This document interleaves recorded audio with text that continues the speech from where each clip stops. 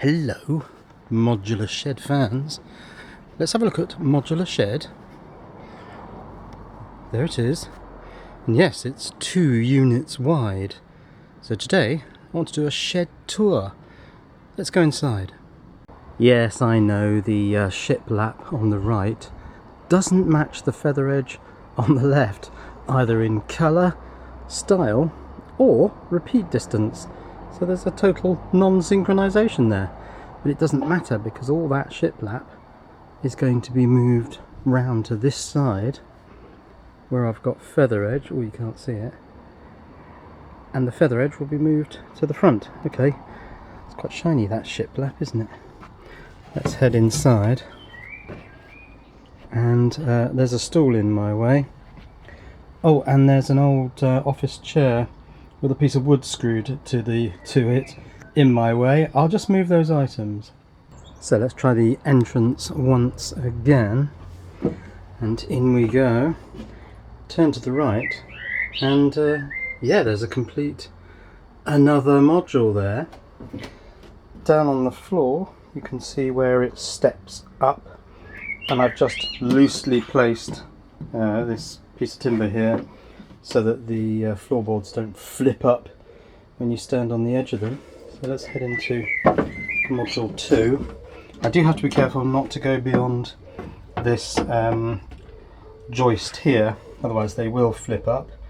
Now if you're looking at that gap thinking, there's a huge gap, there is, but that can be filled in the same way that I filled this one by just placing, well, firstly the joist under the tips of those floorboards, and then a filler batten, and that fills it completely.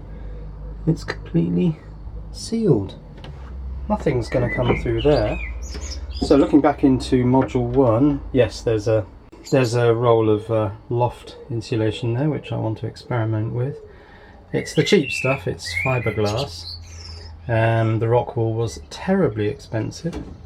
So you can see here my shelf, which is screwed to bracket arms on those rear OSB panels, and above there you can see I've just put a blue batten in which acts as a very tiny shelf, and that has the camera arm, this thing here, so I can put my camera there, my work down on the bench there. It's a bit messy at the moment, but I can make videos in here. So this is the rear of the shiplap, and you can see that I've battened 5 of the 6 battens. I just need to complete that one over there, and then that makes that wall modular, which means it can be lifted off and moved round to the end here. That feather edge can be lifted off and moved into position here, so that there will be a nice matching frontage to my shed. Inevitably everything becomes a shelf, so either side of my play button window there you can see I've got PVA glue sitting on the window frame like a shelf, and what's that, gap filling foam there. Oh, and there's my cheap Chromebook. Heading back out of the door, let's take a look at this from a different angle. How about over here? And it looks like that in the early evening sunshine. Yes, I know the roof is incomplete. It actually only runs halfway across the what do you call that, the apex post.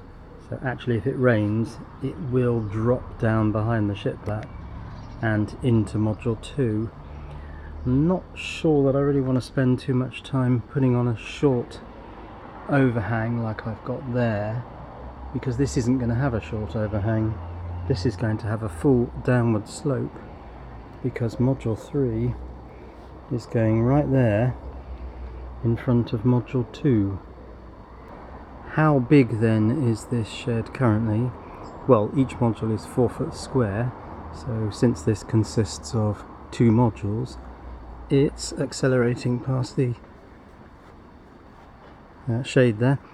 It's 4 foot by 8 foot. More on this shiplap. Yes, it's nice stuff, but it's really expensive. That wall, that single wall, I think was around £50. It's a lot of money. I mean, it is very smooth on the inside. Let's take a look at that from the inside. Yes, you get a pretty flat internal surface. This is all really flat, and particularly screwed from the outside into these battens, which are on pullers. Not properly positioned pullers yet because I don't have my lifters in place, but with it all flattened, yes, you get a really nice flat surface. These ones are not being pulled flat by a batten yet, and as you can see, the warping has set in and they're a little bit random, but they'll pull flat when I put a piece of blue batten in there. What you don't get in the shiplap, which you do get in this feather edge, are these sort of cracks in the knots, but actually that's what this PVA is for. So I'm just gradually going around filling all these cracks with PVA to fill them up. I'd rather spend the time doing that than pay the extra for the shiplap.